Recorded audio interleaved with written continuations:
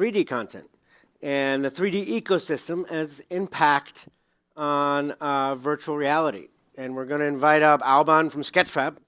Come on up, CEO of Sketchfab and co-founder, I believe, and he's going to inspire and educate us. Thanks, Alban. Hi, guys. So I'm Alban, co-founder and CEO of Sketchfab, and today I'm going to talk about user-generated content in a volumetric era. The VR headsets are only hitting the market today, and tomorrow is going to be the AR headsets, and we're starting to see holographic devices, and the big question is, of course, the content. Which content are we going to consume with all this hardware? And if you look at VR content today, I put it in two buckets. One is studio-made content, like the Henry movie by Oculus Studio. It's really great. There are two issues with that.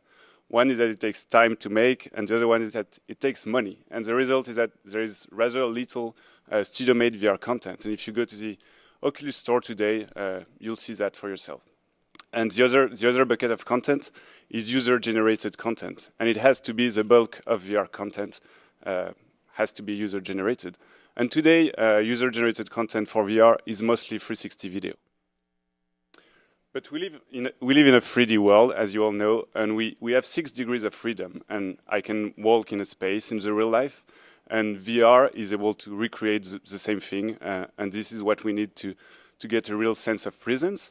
And the advanced VR headsets are able to have positional tracking and let you like walk inside the space in all freedom. And so which content is going to be able to serve this ultimate like VR promise? The good news is that we're entering an era of 3D creation for all, thanks to two trends. One is much easier tools to create 3D content. I think the most iconic example of that is Minecraft. Maybe you don't think of it as a 3D creation tool, but we have hundreds of 3D creations coming from Minecraft on Sketchfab. And just by assembling small cubes, you're able to build like entire worlds, and then you can navigate into them in VR. Another great example is Tiltbrush that lets you make VR content in VR. So with your hands, I don't know if you've tried, it's really fascinating.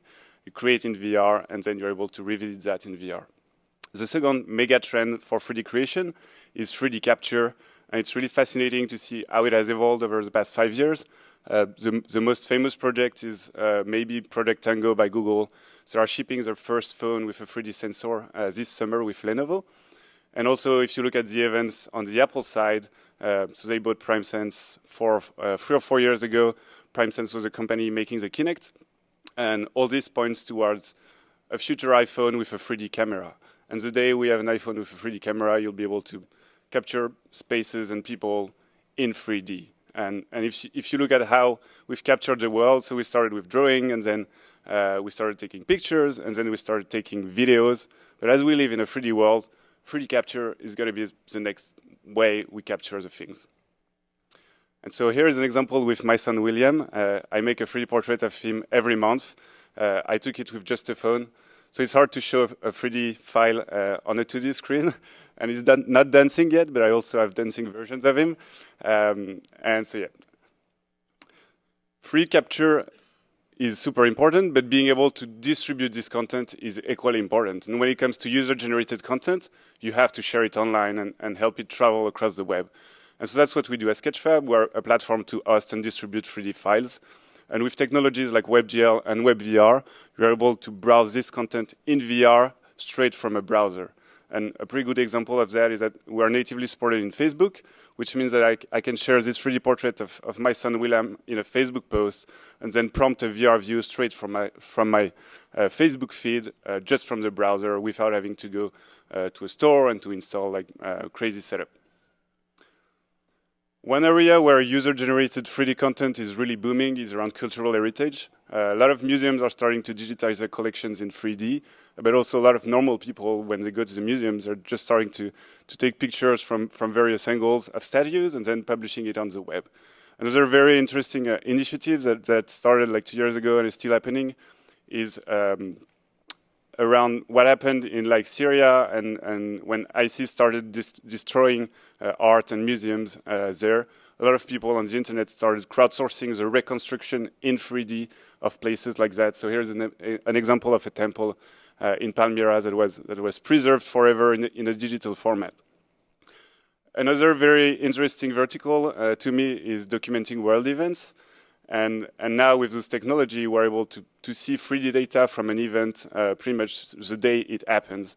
It really gives a new perspective to an event that is super interesting. On the left, you can see Kathmandu, just after the terrible earthquake that happened like last summer. So the day it happened, a guy flew a drone over Kathmandu and then generated a 3D map from it and then published it on Sketchfab. And you were able, the same day, to walk through the devastated Kathmandu in VR just from the web. That was pretty fascinating. And then on the right, super different, this is a kind of a memorial that happens the day of Prince's death. People starting putting flowers and guitar in front of a concert place, and a guy just made a 3D picture. It's just a great way to document this place and this event. 3D capture is just going to eat pretty much all areas of content, and we're starting to see the same trends as what we saw on Instagram, like people shooting their things, their food, and like their faces. So I think you can get ready to see more and more 3D selfies in your Facebook newsfeed, and that's it. Thanks. Thank you, Alban.